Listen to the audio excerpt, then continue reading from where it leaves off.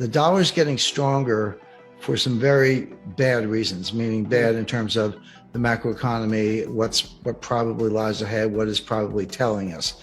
But this is a conundrum for a lot of people because they look at it, the U.S. objectively, okay, our debt to GDP ratio is over 130%, highest in U.S. history. Tons of research coming from, obviously Ken Rogoff, but really Carmen Reinhart, Vincent Reinhart, and others, but many others, not just them, that says at those debt to GDP ratios, you can't grow. You can maybe refinance and muddle through, but it always ends either in default, which is unlikely because we can print the money, that much is true, or extreme inflation where here's your $1 trillion back, good luck buying a loaf of bread. So, despite America's high debt to GDP ratio and weak economic fundamentals, the US dollar remains strong. Jim Rickards explains that this strength isn't about economic health. It's about demand for dollar-denominated collateral in the global banking system. Non-US banks scramble for short-term US treasuries to back over $2 quadrillion in derivatives. Meanwhile, printed Fed money often sits idle as reserves, never entering the real economy.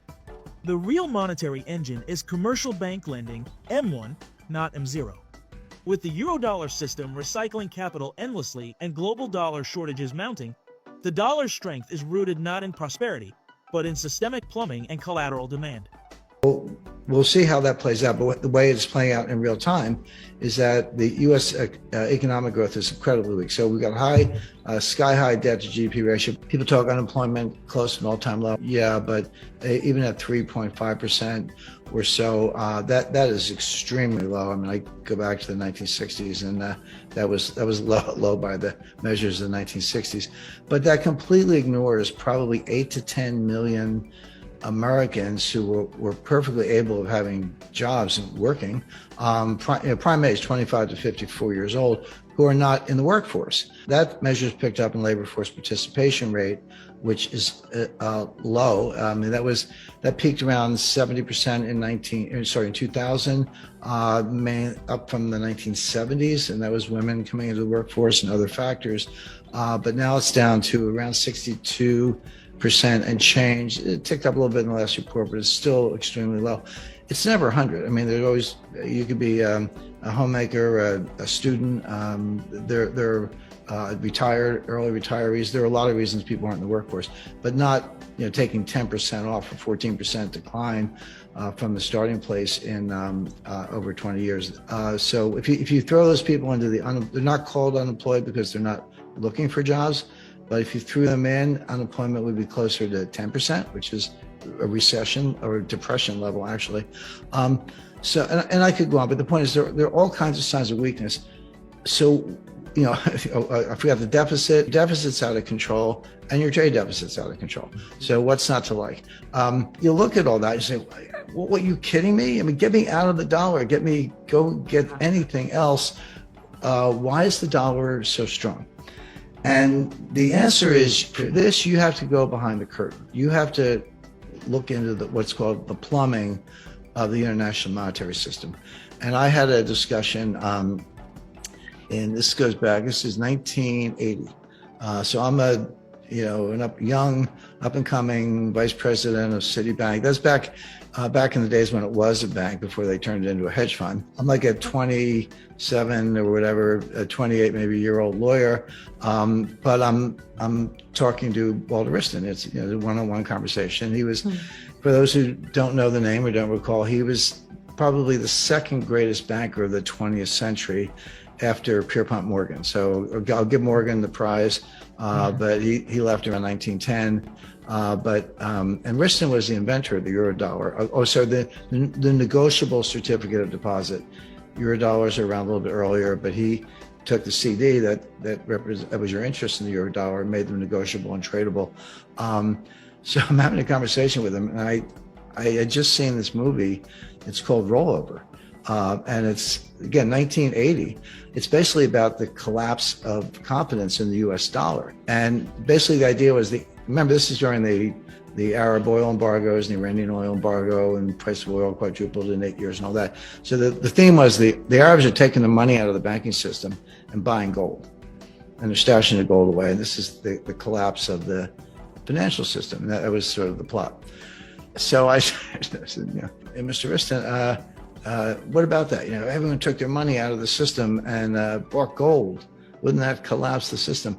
And he looked at me like I was a new kid on the block, which I was. And he said, well, what you have to understand is that you can take your money out of the bank and you can buy gold. But the person who sold you the gold got the money and they put it back in the bank. So it doesn't go anywhere. It's a closed circuit. And of course, now I'm like, oh yeah, you're right. Of course he's right. And he said, so the stability of the system doesn't depend on who sells what for dollars. Yeah, it affects exchange rates a little bit and interest rates for the price of gold. But he said the money it can't literally disappear. It has to go back into the system. It's a closed circuit. And of course, that's how the Eurodollar system works. But it presupposes that you can always borrow in the Eurodollar market. In other words, that closed circuit analogy is correct, provided the big banks are willing to lend to each other. So my example, if UBS was selling the gold and to the Arabs and they got the money and they put it back in Citibank Nassau, it's all good. But what happens if that money supply, now I'm talking about Eurodollars, actually shrank? And that is a heart attack in the global financial system. So now we're like, well, okay, what's going on? And believe it or not, there's a global dollar shortage. And when you say that, people say, wait a second, you kidding me? The Fed printed, the Fed's balance sheet in 2008 at the start of the global financial crisis was $800 billion. It was $4.5 trillion by the time we got to the end of the taper in November 2014. Then, okay, Yellen a little bit, but mostly Powell got it. They started quantitative tightening. They got it back down to around 3.5 trillion by the time COVID came along, and then boom, it's up to 7.5 trillion. Might have gone higher than that, and that's M0. M1 was exploding even more. So how could there be a dollar shortage? And that has a two-part answer. One is the money printing, at least M0, is irrelevant. It just doesn't matter because how do they print the money? Well, the Fed buys securities from the primary dealers, and I was, after I left Citibank, I joined one of the biggest primary dealers, and I was there for 10 years, so I had a front row seat. That was back in the days when the Fed was actually tough on people. But my point is, I was a counselor of a primary dealer. We talked to the Fed every day. And so the primary dealers are the ones where the Fed, open market desk, the New York Fed does monetary policy. They buy, so they call up Goldman Sachs or Citi or whoever. So offer me, 5-year notes or 2-year notes or whatever. Here's a price done. The banks send the securities to the Fed, and the Fed pays for it with money that comes out of thin air. But here's the part that matters. What do the banks do with that money? They give it back to the Fed in the form of excess reserves. The bank deposit at the Fed, in effect. So that money never went anywhere. It was created. It is on the balance sheet, but it all went to the asset side, which were securities, and it never went into the economy. So where does the money come from that runs the economy? If you or I want to go shop, well, it comes from the commercial banks. It comes from M1. Yeah, there is a multiplier, but that's in M1 and M2, which is created by the banks at will. And the Fed, those commercial banks have as much printing power as the Fed. They just do it differently by lending money or buying securities and paying for them with money that they create. So, and that never happened.